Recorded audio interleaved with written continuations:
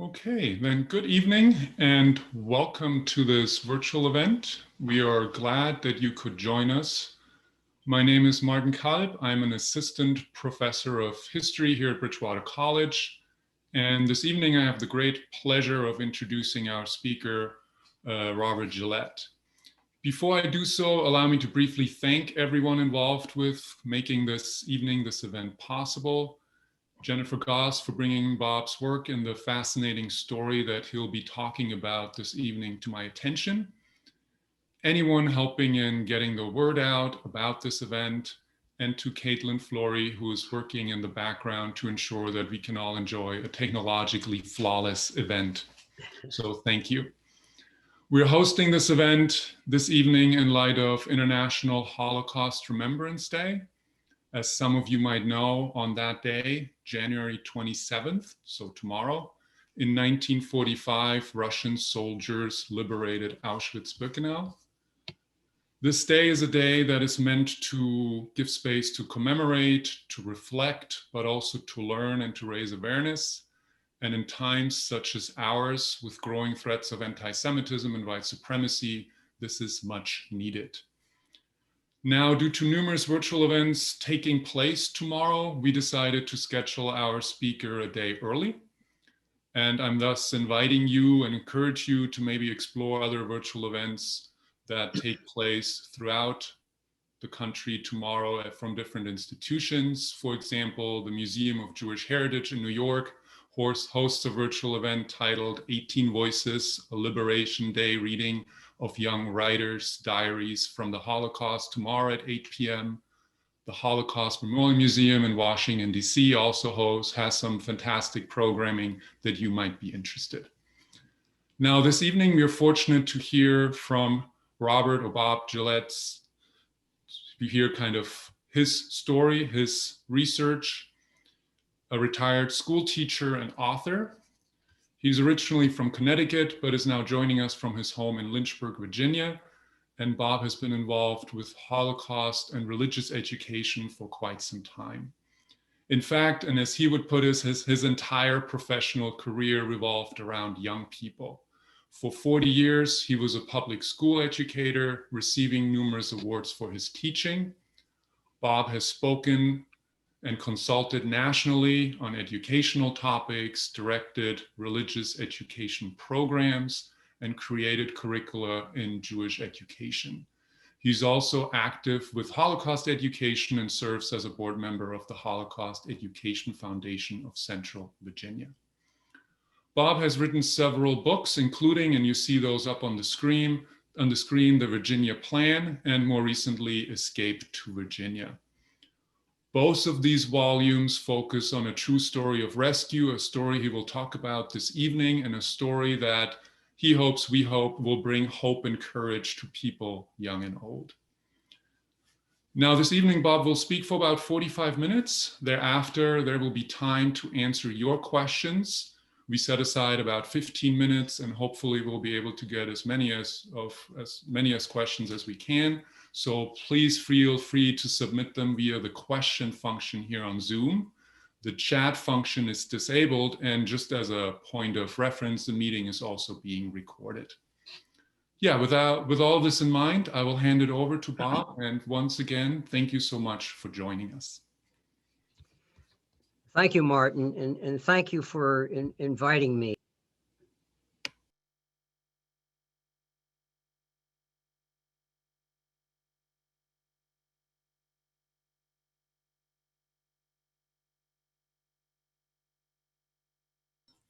Please hold momentarily for some technical difficulties. Bob, if you could try to unmute yourself. There we go. There we go.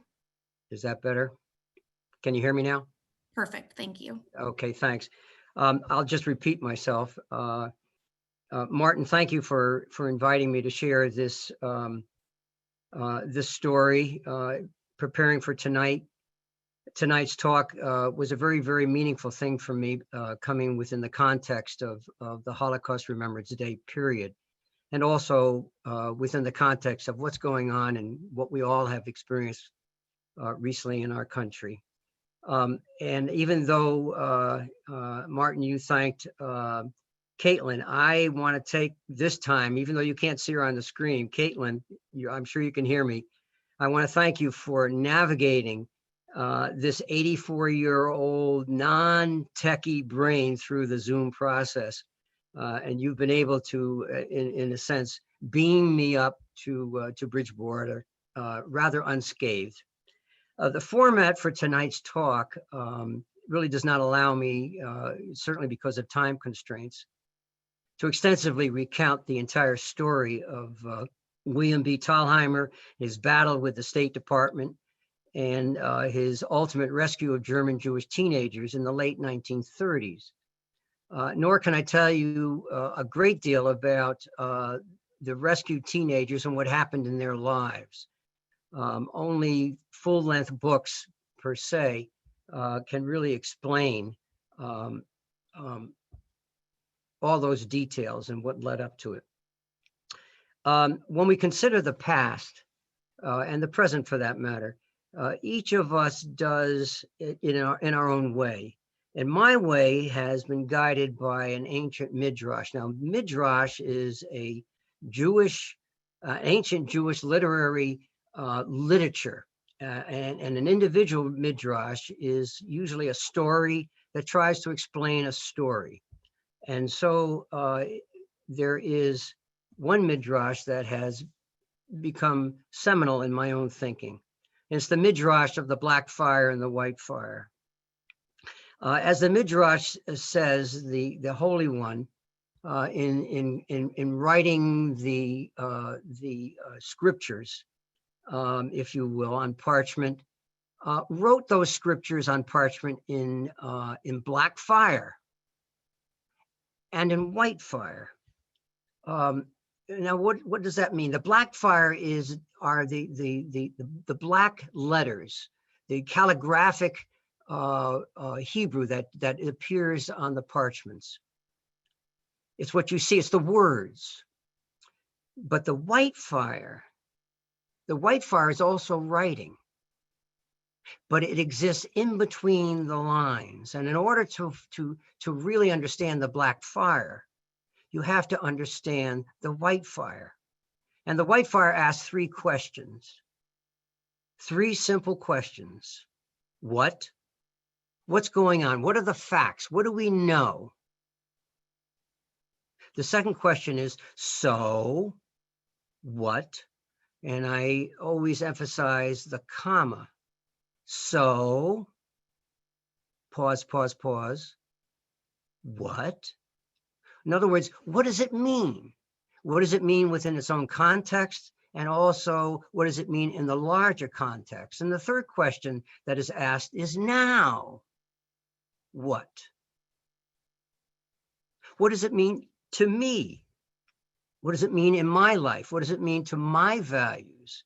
What does it mean to me how I act within a community? Now, those three questions are really transposed into three other questions, if you will. What is the context? What is the relevance? And what is the legacy? The story begins when a male guest from Boston was staying at a B&B in Central Virginia in a little town called Burkeville. He had gone to a graduation at Hampton-Sydney College, and he was staying there overnight, a lovely old plantation B&B. And he came downstairs for breakfast, and he looked out into a rather large panoramic window, and he saw on the hillside 10 rather extraordinarily sturdy structures. And he said to the waitress, "What are those structures over there?" And she said, "Oh," she was a young, probably around 17, 18 years old. She said, those are the Jew huts. There were these people called Jews who lived here. Well, the man was taken aback, and he said, "Jew huts?" He said, well, tell me more about it. And she said, "I don't know anything more about it." Well, that story came to be told to me by my daughter-in-law, Jody, because he told it to Jody. who then had moved from Boston area down to Lynchburg. And so she said to me one day, I've been wanting to call and find out what this is all about Jew huts. And maybe it's something that you would be interested in. And I said, are you kidding me? Jew huts in central Virginia in a little town on a B&B plantation? And so that started research. And it lasted for at least a year. And I called Burkeville, and I called police department. I called the librarians. I called the council administration. Do you know anything about this thing called Jew huts in Burkeville over there at the B&B, Hyde Farmland, B&B? And they said, no, we don't know anything. And it wasn't until, a year or so later after that, that I visited the Richmond Holocaust Museum. And they had some information about a William B. Thalhimer, a department store owner, who bought a farm in Burkeville. He brought over the German Jewish refugees in the late 1930s. And I met with the Thalhimer family, and they gave me some information, but all of it was certainly interesting, but limited. And so I went up and down the East Coast looking for information about this guy, Thalhimer, and a farm and Jewish refugees. And I knew it was there, but I didn't know that much about it until the very final day that I was at the archives at the College Park in Maryland. And my wife said to me, you've been looking for information on this thing, and unless you can come up with some substantial facts, I don't know where the story's really going to go. And so I sat down on that last day, one of the key archivists at the archives. And I said, look, I'm looking for information about a guy named Thalhimer. He brought about 25 German Jewish teenagers in the late 1930s. He bought a farm here in Burkeville, Virginia. I don't know too much about it, but there's something here. And he looked at me and he said, I don't know. He shook his head. And I thought to myself, oh gosh, that's it. I can't do any more. And then he looked at me a little bit more and he said, okay, come with me.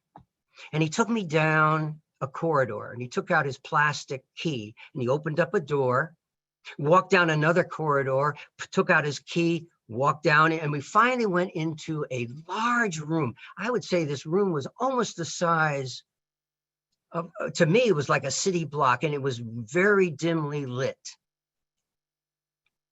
Row after row after row of metal cases, shelving. And on each shelf, there were many, many boxes. He went to one end of the room and he said, okay, you look there and I'll look there. And he said, no, nothing. And all of a sudden, he took me and he said, come on, follow me. We went clear across this huge, huge room. And we were winding almost like a maze in between all these shelves. And he finally came to one shelf and he took out a box, a yellow box. And he said, well, I'm not sure, but look in this box. I pulled out the shelf that was attached to the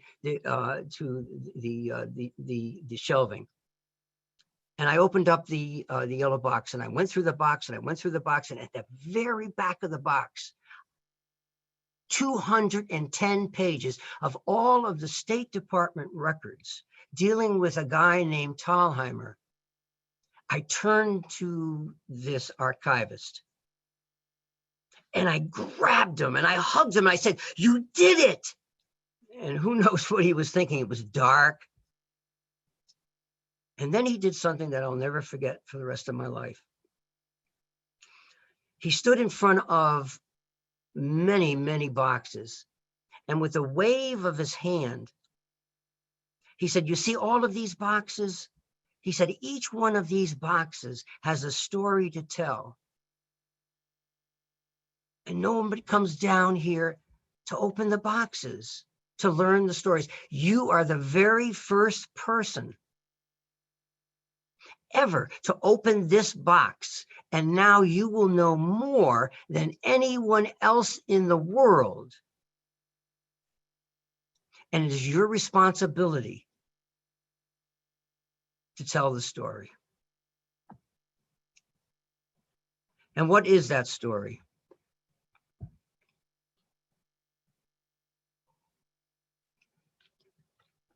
In 1930, William B. Thalhimer, who was the owner of a department store in Richmond, Virginia, a very prominent department store, he, Annette, and the two kids, in 1929, actually, just a bit, backtrack, William B. Thalhimer suffered a major cardiac problem, heart disease.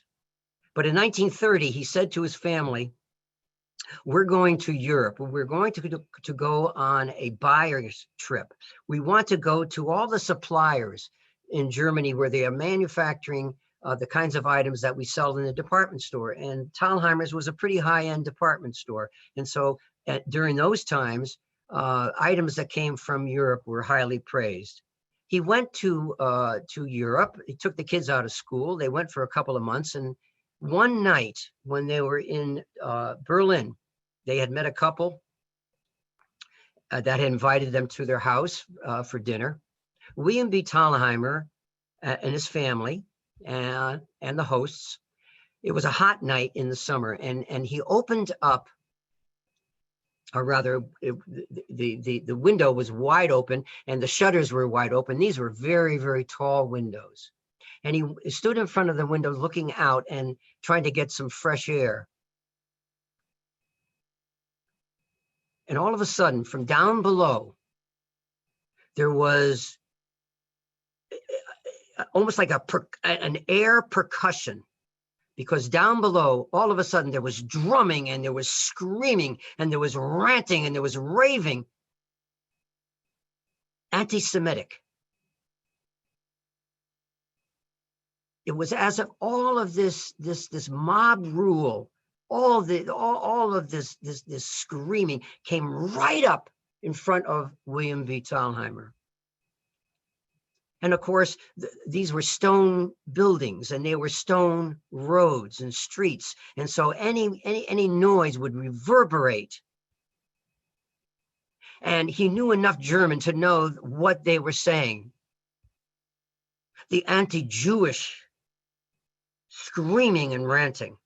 And he turned to his family and he said, it's time to go home. It's not safe here. And Charles, one of his son, told me, he said that was the only time in his entire life that he ever saw fear in his father's eyes. William B. Thalhimer knew what was going on in Germany. He had many connections. He had many friends there. And because of his experience, and I think that experience with the brown shirts, with one of Hitler's militia, if you will, when he returned, that episode so seared his mind, so seared his heart, so seared his soul, that I think he suffered in a way a kind of traumatic stress that haunted him throughout his life. He kept up with what was going on in Germany through his friends. But what was going on in Germany? This is Werner Angris. Werner is a 15-year-old in his Jewish youth uniform. He had been thrown out of his regular German youth group. He left school because he couldn't take the anti-Semitic propaganda that was going on in the school anymore. He felt so uncomfortable. He was a soccer player and he was barred from playing soccer with his friends. In fact, he was even the captain of the soccer team. But when he went to practice one day and behind the fence, and on that fence he saw no Juden, no Jews allowed, the coach told him to turn around and go home. He could no longer play with the team. Werner Angress always considered himself to be a very proud German, a German citizen. But all of a sudden, he saw that Hitler was rising to power. As a young boy, he loved the pomp. He loved all of the show. He loved the bands. He loved the uniforms. And at one time, he always thought he was going to become a soldier. And here he looked at the parades of German youth that excluded him, of course. And he realized that he was no longer a German citizen. He realized that the German youth was being indoctrinated in Nazi propaganda and Nazi theory. He was not included, of course. Indeed, the entire German community was being strangled. When Werner would go out, he would see posters of German Nazi propaganda. And here was the caricature of the Jew. And he was giving candy to little innocent German children in order to kidnap them. And of course, the fear of this in the parents, pedophile. And here he saw another poster where the Jew was depicted as the money-grubbing individual. Of course, he had to have been a communist. And of course, he had a whip because he was trying to control the world. Everywhere that Werner lived, he was surrounded. His life was shrinking. His own identity was in question. Who was Werner Angress? This is Eva Jacobson. Here she is 15 years old, living in Germany. Eva was a very, very bright student. She would have been in what we would call today all AP classes in her all-girls high school. She was a very good athlete. She was a talented pianist. Eva could hear a cantata once and be able to play it by ear. Eva lived in the suburbs of Berlin. Her father was a doctor, and his office was downstairs, and Eva loved to help and assist him. Her dream was to become a doctor. Dr. Jacobson was a beloved doctor. In the neighborhood, people would come and he would serve them. But one day, Eva was called down to the office in her school. The principal looked at her and said, "Eva Jacobson, you are no longer allowed to come to the school. You are a deficient student." And Eva couldn't understand. She was getting all good grades. She was participating. She had friends.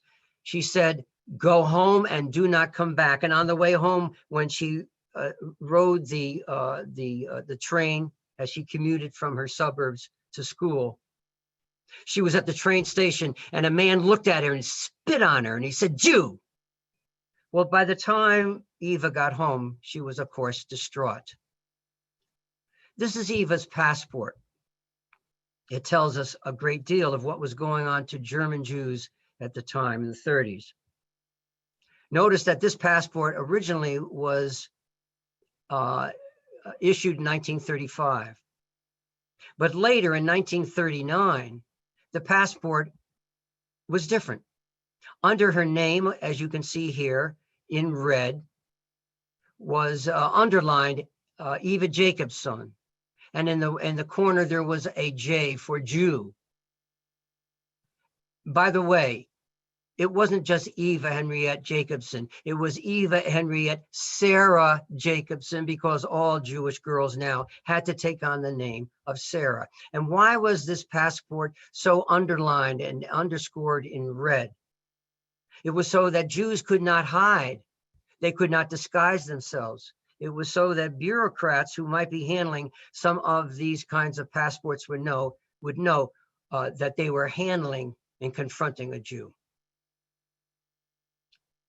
The German community was undergoing extraordinary stress. And the big question, of course, was what's going to happen to us, but also what is going to happen to the children.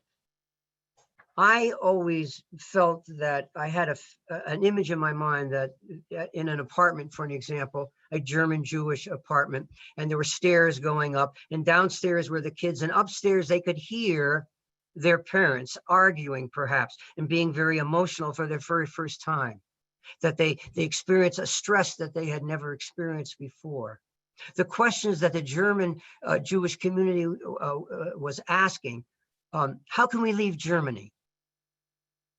What do we do with the grandparents? Can we take grandparents away from Germany to a new place, to a new language? How are they going to adapt?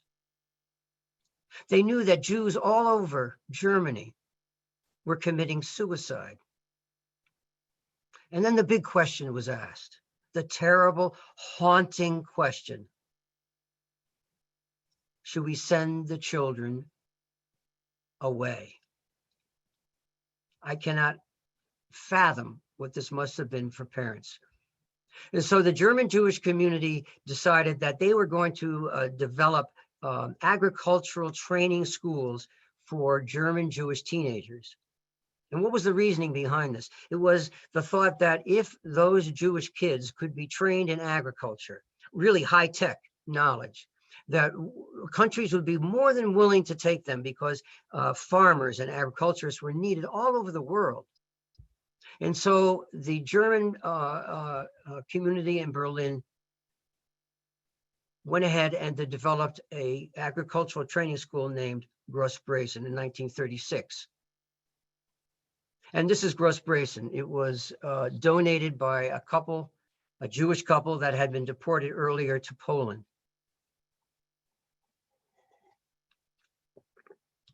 And who was going to head this German Jewish boarding school, agricultural school? People such as Dr. Leo Baeck, Martin Buber. These were the top intellectuals, the top leaders of the Jewish community, and they were the screening committee, and they went ahead and they selected Dr. Kurt Bondy, who was a social psychologist. He had been thrown out of his role, his position, because he was Jewish in the university. He was also a cutting-edge sociologist in dealing with teenagers of criminal inclinations. He knew kids very, very well.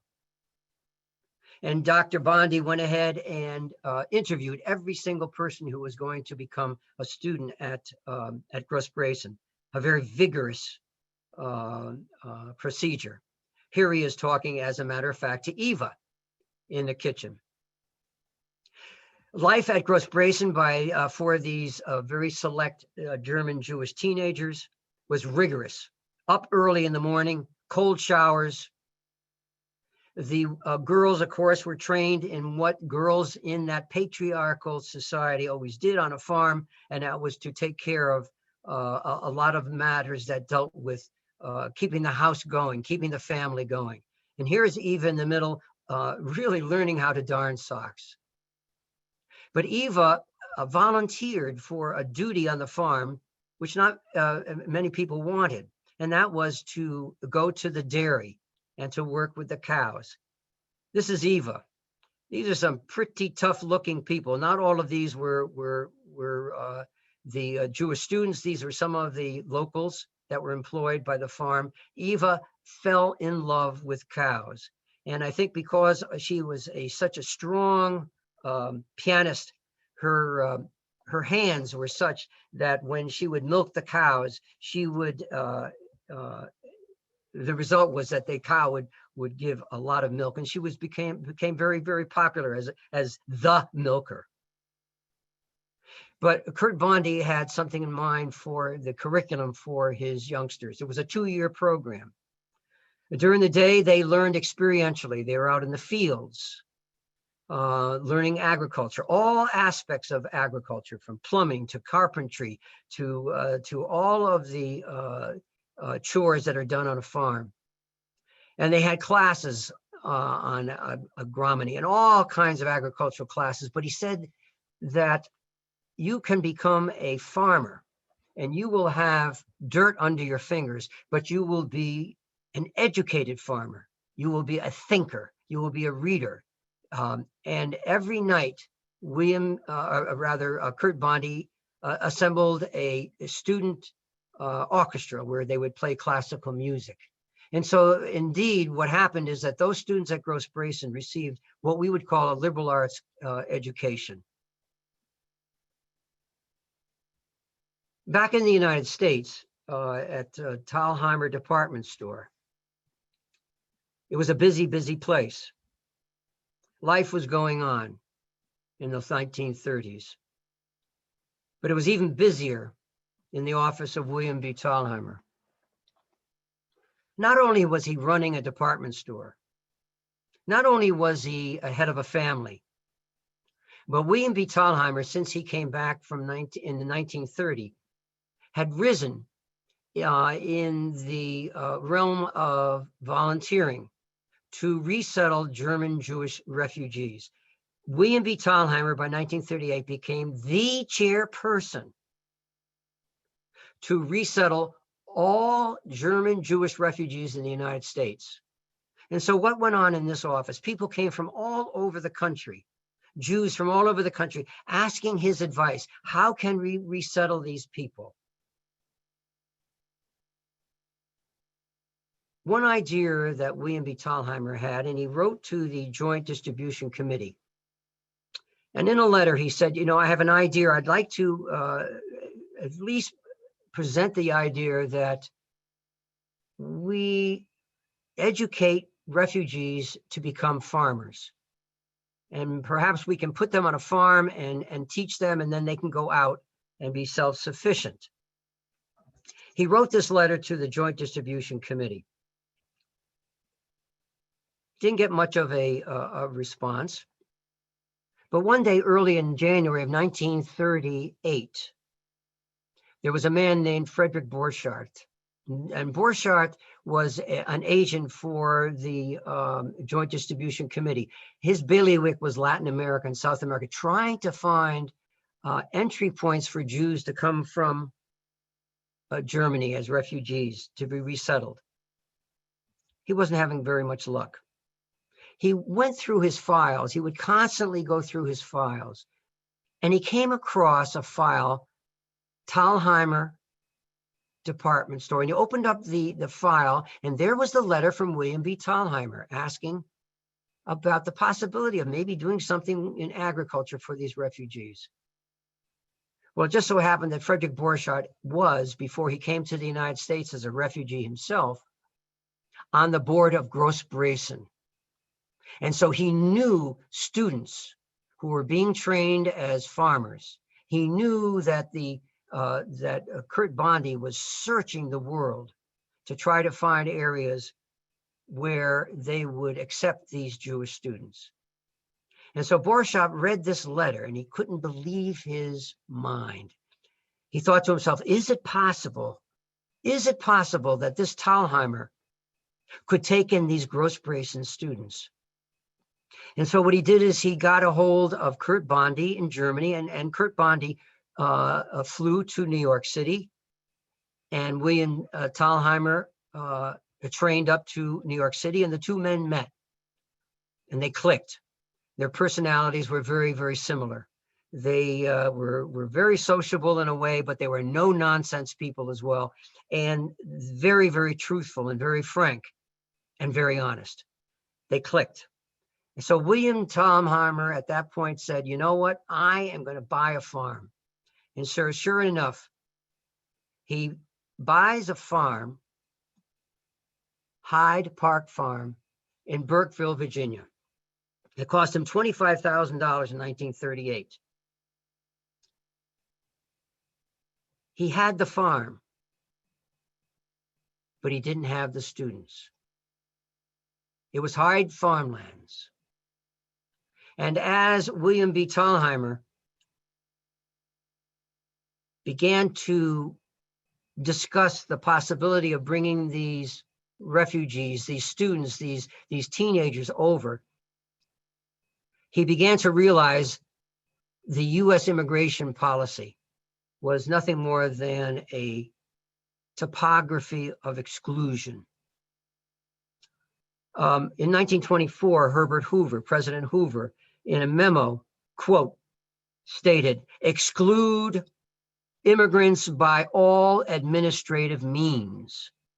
And the State Department then took that to be very serious. And there was, of course, a large anti-Semitic feeling amongst State Department people and across our country. Exclude, if at all possible. And how they do it, they did it through administrative means, likely to become a public charge, was one of the means. Contract labor law was another means in which they were able to exclude Jewish immigrants, refugees into our country. While Thalhimer was going to the State Department, starting in 1938, something terrible happened. Kristallnacht, November 1938. Hundreds of synagogues were destroyed. 91 Jews were murdered that day, 2 days. 35,000 Jews were imprisoned. Gross-Bracen itself, the agricultural training school, was assaulted. And students were carried off to Buchenwald. Kurt Bondy that very day, that Saturday, had gone to a dentist appointment. And when he came back, he realized what he had seen. Broken glass, synagogues on fire. Look at the hoses. Oh, good thing the firemen came to put out the fires. But notice this is the synagogue. And what is the direction of the hoses? They're watering down other buildings adjacent to the synagogue so they would not burn. Students were sent to Buchenwald along with 35,000. And in Gross-Bracen itself, the students who were not sent to concentration camp were imprisoned in the barn. The doors were locked, and a Nazi guard with rifle was on guard. After 14 months of struggling,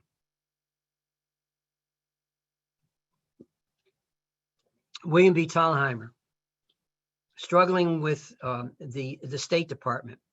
And at a very early time, the State Department looked at him and they said, well, what is this plan? What does this guy want? You know, was he going to bring over these people and he's going to have them work on his farm and then he's not going to pay them? What is this all about? Over the 14 months, you can see in the records that we were able to read in the State Department archives, that the State Department began to realize that this guy, Thalhimer, was real. He was authentic. And what he wanted to do was philanthropic. And so after 14 months of struggling, Thalhimer won the victory. And he won the victory with a handshake, with the promise that those students that would come over would never become a public charge. And so bit by bit, students began to filter into Burkeville, Virginia. And this is Eva, who left her home with her sister by themselves, went to Cuba, and finally got into the United States. Eva was picked up, as all the students were, at the bus stop in Burkeville by a red farm truck. And that farm truck would drive up the gravel road leading to Hyde Park Farm, Hyde Farmlands. And of course, as the red truck would drive over the gravel, it would make a crunching sound, could be heard from far away. And the students who were working on the farm, who had already arrived at Hyde Farmlands, knew that another student was coming. And they would begin, and they would run, they would yell, they would scream, they would hug each other. They couldn't wait to welcome the new student. The noise was so great that the cows themselves would turn and look befuddled at the commotion of these students. And what did the students do to Hyde Farmlands? They cut the lumber. They built chicken coops. They made their own cinder blocks which they then built their own buildings. Eva became the head of the dairy, and all of her love of cows came to fruition. And Eva, as others, in particular, Eva was so excited because here in America, she had the responsibility of doing something on the farm. There was a neighbor, Hamlin, the name was, so loved Eva that for her birthday, he gave her her very own heifer as a birthday present. And here it is, Werner Angress, who loved the farm. The students who came from temperate Germany really couldn't quite get used to the heat and the blistering humidity of Central Virginia.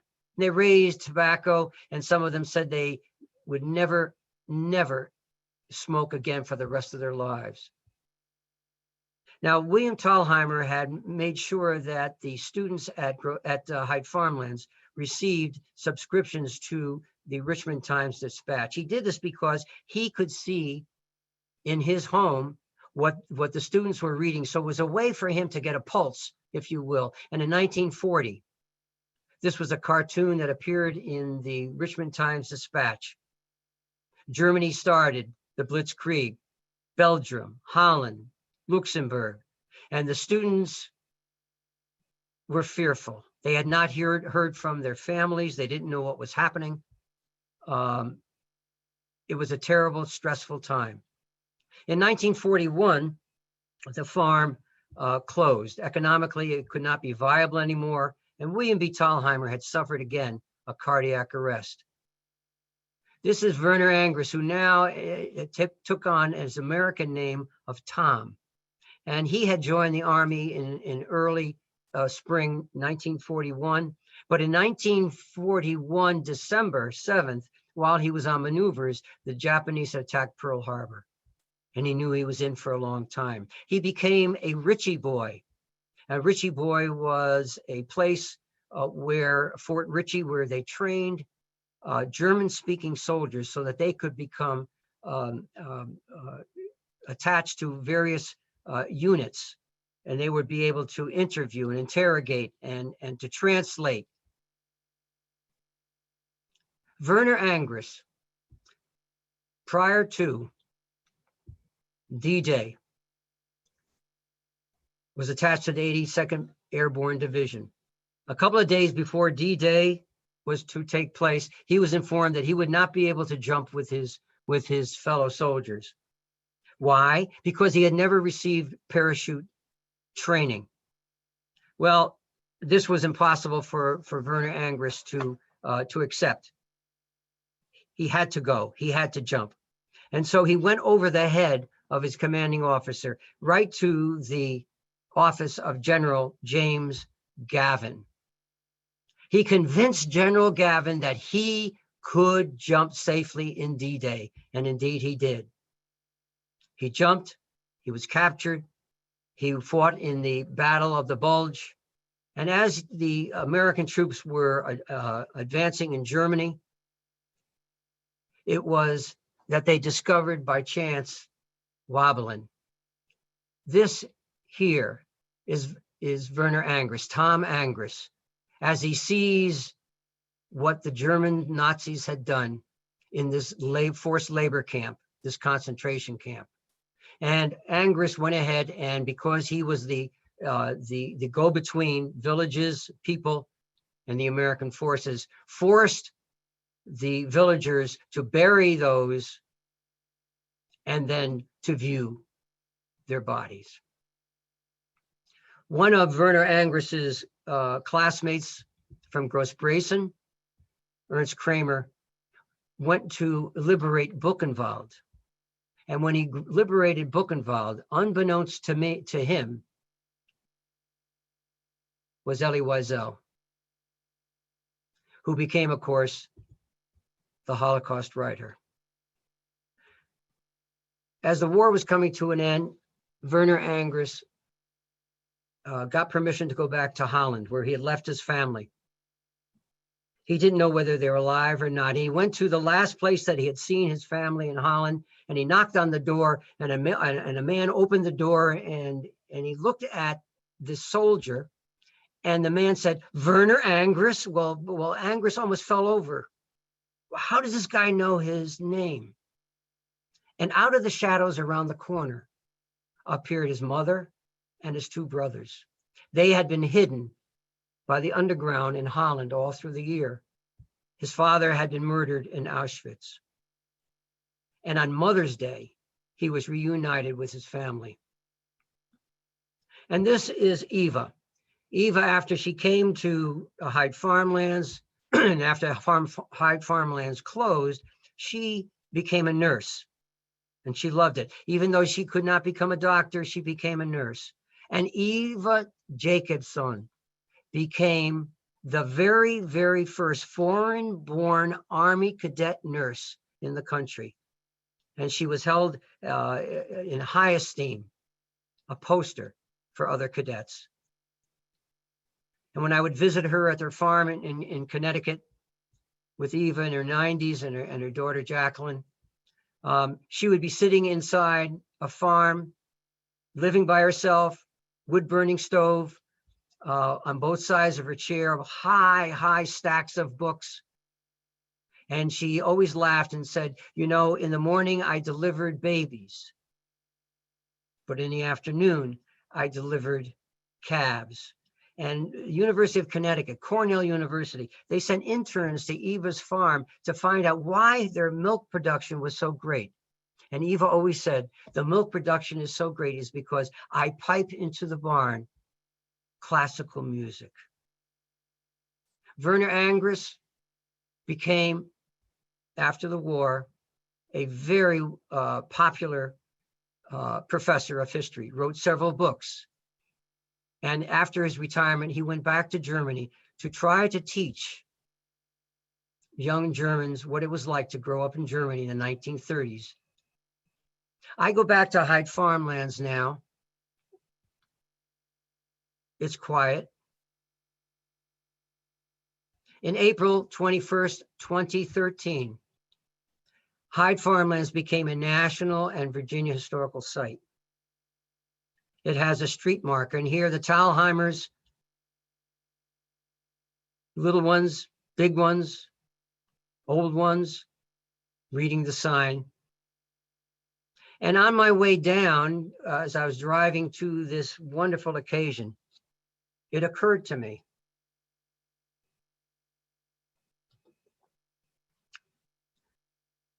that it was 75 years to the day of the commemoration here and the celebration of the erection of this historic marker. It was 75 years to the day that William B. Thalhimer in 1938 took ownership of Hyde Farmlands.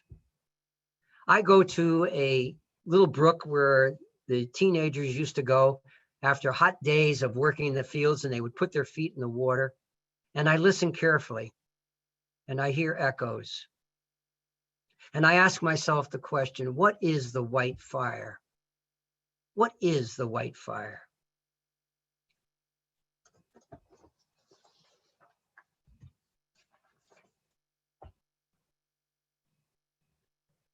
And I think of William B. Thalhimer. I think of his legacy. And I ask myself the question, what would Thalhimer think if he were alive today to see the hate groups flourish? What would he think when he would hear the chant, "Jews will not replace us," and "blood and soil"? The neo-Nazi torchbearers marching in Charlottesville. Would he have an attack, a post-traumatic stress attack? But what was William Thalhimer's legacy to us? His legacy, of course, is more than just a street sign. His legacy is one that tells us that there is such a thing as hope. There is such a thing as courage. the Thalhimers, the Bondis, and many others who had this kind of courage and empathy. They believed that evil was not inevitable. William B. Thalhimer taught us that after the Holocaust, we need to add to the 10 Commandments. 11, thou shalt not be a perpetrator. 12, thou shalt not be a passive victim. 13, thou shalt not be a bystander. The Holocaust has scrawled its graffiti on the wall of human history. In huge black letters with ash, the black fire spells, beware. The white fire pleads, learn, wake up. By his very actions, William B. Thalhimer, with his courage of fighting the State Department for more than a year, he taught us every individual can make a difference. Every act of empathy and kindness counts, and words have power. And so we ask ourselves, the white fire. We realize that there are all kinds of suffering. We realize that there are all kinds of courage. And we realize that there are all kinds of hope. Real hope is deep and timeless and resilient. It fuels courage and overcomes suffering. You see, hope and courage are the right hand and the left hand of the human spirit. That human spirit that keeps suffering people going. They keep all of us going. And that's what hopefully my books truly are all about.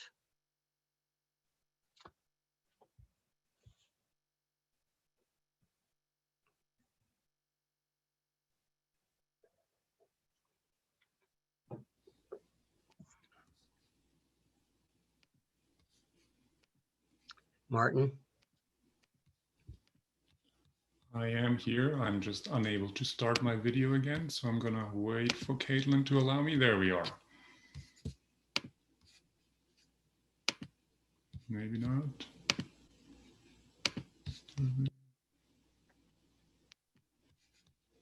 Caitlin, are you there? There we go. Thank you. Thank you, Bob. There's a lot in the stories, this tapestry of stories, if you will, that are both global, that are local, that are tied to refugees, that are tied to courage, individual courage, the courage of the resilience in those stories. So thank you very much when it comes to sharing that and unpacking it in this also very visually appealing way to our audience, wherever they might be.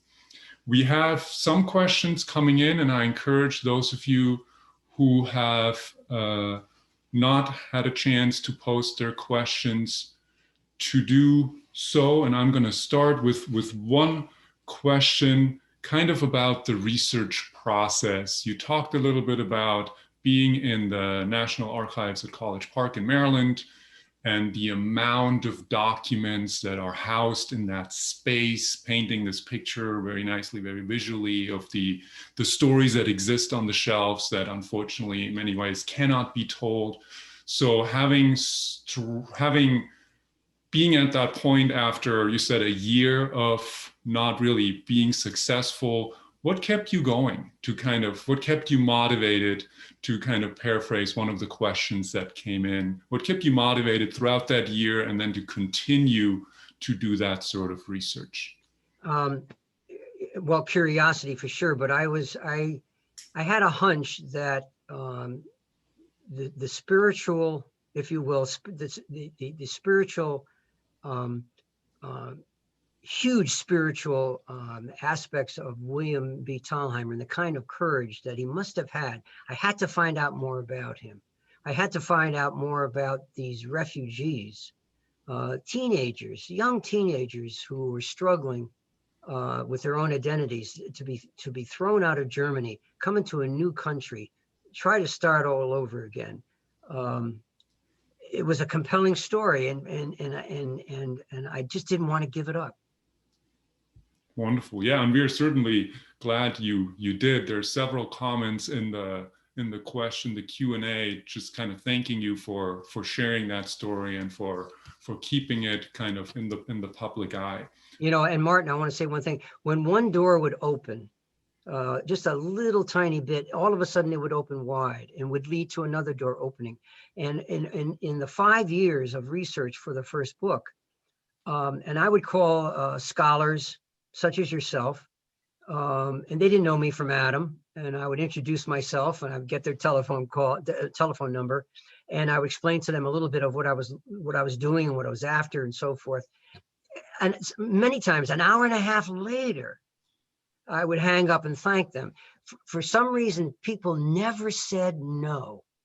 They always were willing to help in trying to provide just even if a kernel of new information. So it was very rewarding for me. Wonderful. Thank you. Now, there's some questions about the Thalhimer family in particular.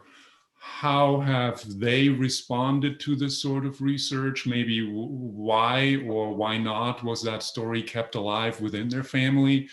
Do we know anything about their religious motivation, if they existed to help? So if you could maybe elaborate a little more on their role in this. That was a good question. And I can go back to the time that when I was talking to Billy Thalhimer. And Billy turned to me and he says, you know, I don't understand.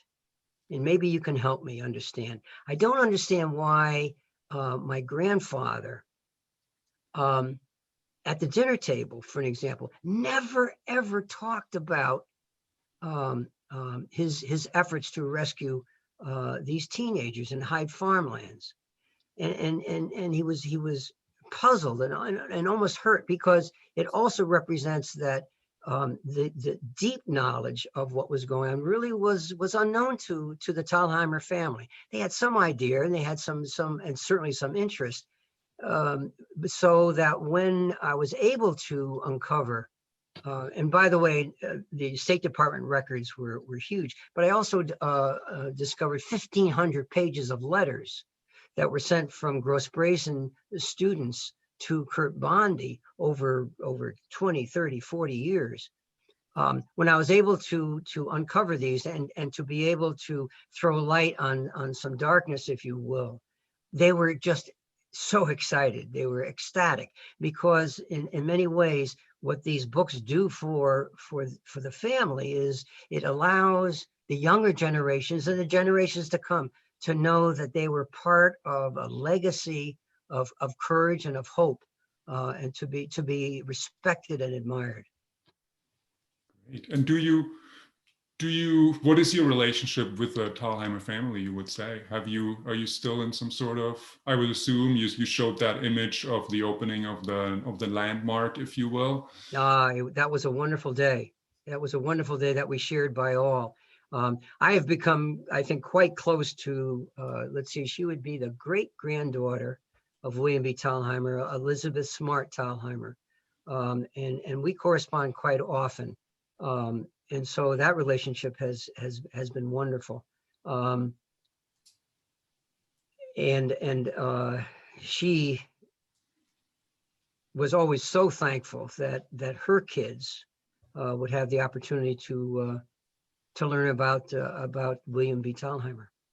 Great. And it seems like we have, if I read one of the question that's coming in correctly, it seems like we have at least one group that is joining us on this call that also has a family connection to the Thalhimers, and they're pretty thankful that you are keeping their story alive. There's several questions about what happened to the others. how many people were eventually brought to the farm? What happened to Kurt Bondy, for instance? So those were some of the questions that came in. So yeah, where are they? What happened to them? How did their life continue?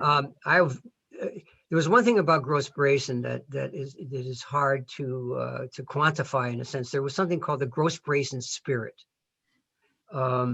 These students who had come together at probably the most teachable moment in a teenager's life. All teenagers are searching for identity. And if you can imagine teenagers who were questioning not only their own identity as they ordinarily would, but also questioning their identity in terms of not being German anymore, and people turning on them. But at Gross Brayson, what they were able to do, of course, is they could bond together. That was the freedom that they felt and the security that they felt. And Kurt Bondy was amazing. He was able to teach through example this thing called the Gross Brayson spirit, and that is integrity, self-understanding, truthfulness, and a commitment to give to the community. Every Gross Brayson student that I met, and I picked out Werner and Eva because I got to know them best, and they were the most accessible.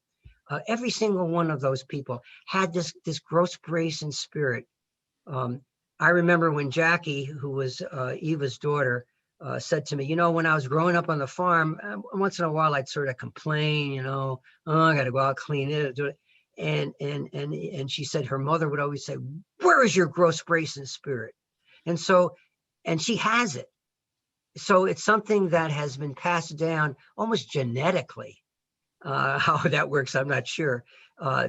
Now, the other people did all kinds of wonderful things, as you can well imagine. They became teachers, social workers, inventors, farmers, you name it. There were about 25, only 25. All of the students at Gross Brayson, about 100 of that first generation of classes for 2 years, they were able to escape Germany. The second class did not. Mm-hmm.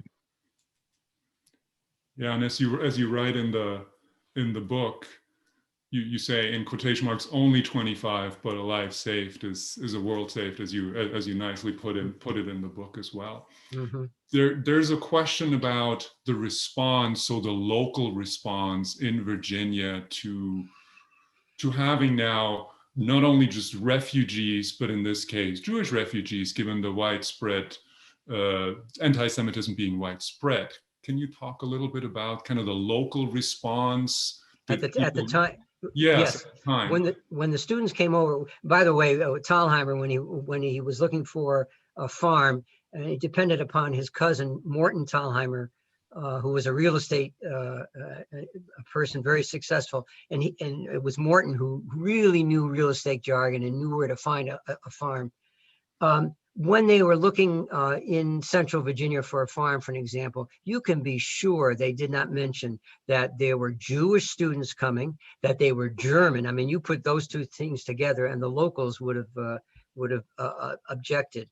But something happened that was very interesting, that the immediate neighbors of the Hyde farmlands, those neighbors became supportive, interested, accepting of these Jewish teenagers. I mean, even though this was Ku Klux Klan country, this was white supremacist country, they were accepted. And though I must say that Werner Angress at one point just couldn't understand what the racial segregation, why that was so. They thought that coming to the United States would be a freedom, and yet they saw in this systemic racism, truly the Nazi anti-Semitism all over again. Mm-hmm. Mm-hmm. Yeah, and then thank you. That's fascinating. When it comes, there's a couple of questions about I guess, specifics. So one was asking about, you talked or you discussed the giving those students in the Hyde farmland a newspaper, so the Richmond newspaper. And there was one question about if it upset those that are there, why basically share that sort of news, which one can only imagine having family abroad and following those news. It's quite upsetting to say the least. So what was that relationship like with kind of the news coverage, with knowing what's going on the other side of the world, Right. or not knowing what's going on? So what was the communication like? Was it only the newspaper, or did letters still come in? So maybe elaborating or expanding that question a little bit. Sure. And we must realize when I went back and I read the Times Dispatch, for an example, of this period, front page, we knew exactly what was happening in Germany. And it was loud and clear. I think that William B. Thalhimer, as Kurt Bondy, felt that you deal with truth, you deal with facts, and you deal with reality, and it's up to you to filter it, to respond to it, and to deal with it, and to live with it. And so he had no compunctions whatsoever, I'm sure, to sharing that kind of news in a newspaper. Don't forget, the newspaper was also a means for which these students were learning learning English. Eva was one of the few who had a very, very fine grasp of the English language. And there's quite a bit in the book about that. Did they communicate with people at home? No, the letters stopped.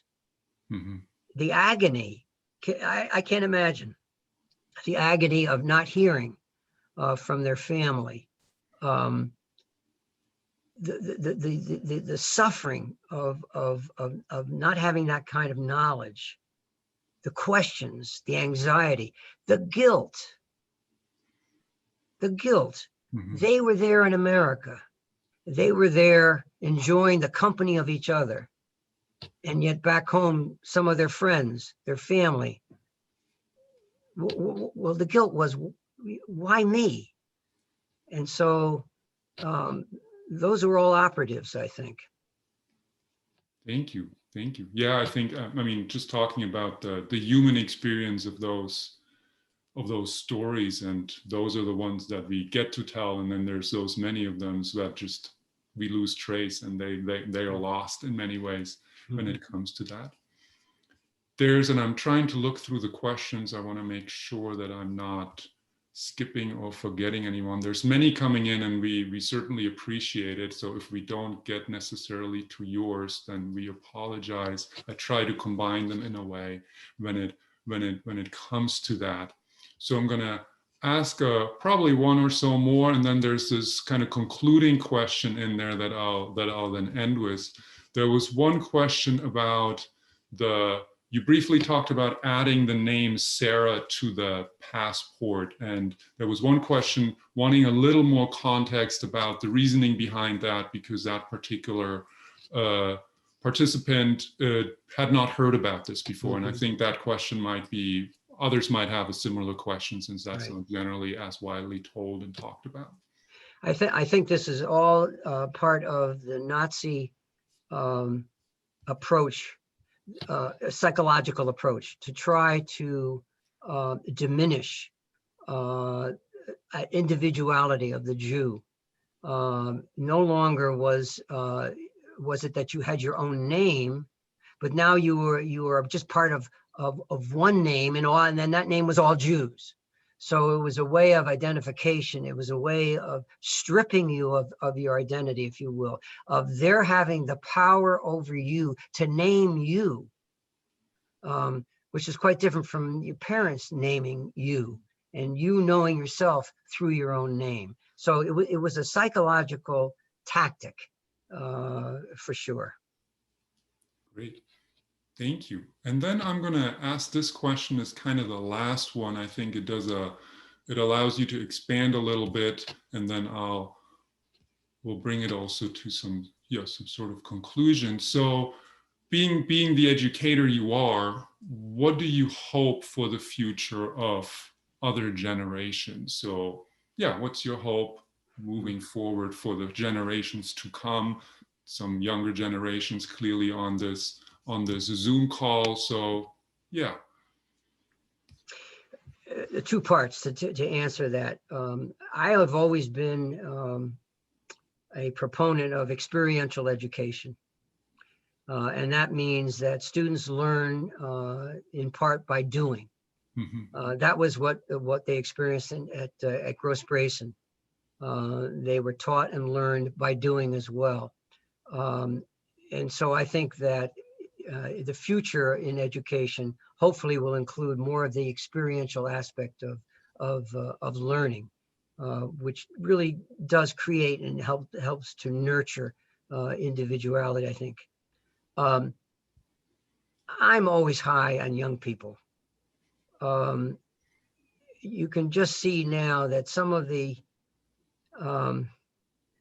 old prejudices that we older people, the older generation, still cling on to. I don't see that happening so much in the younger generation. It's almost that we old people have to die off, and that some of the sickness and some of the plague of, say, racism or anti-Semitism has to die with us. And the younger people are much more accepting, whether it's sexual identity, women's rights, and what have you. So I'm very optimistic, very, very optimistic. I'm frightened to some extent, in the sense that what kind of America and what kind of world are we giving to those younger people?